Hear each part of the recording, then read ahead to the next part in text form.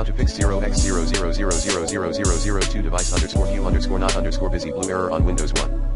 Boot into safe mode to rid of the troublemaker. 1.1 boot using system configuration. 1.2. From system settings. 2.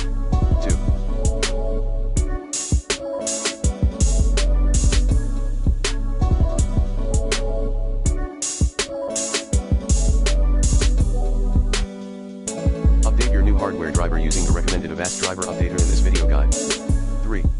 Run system file checker tool. 4. Run check disk utility.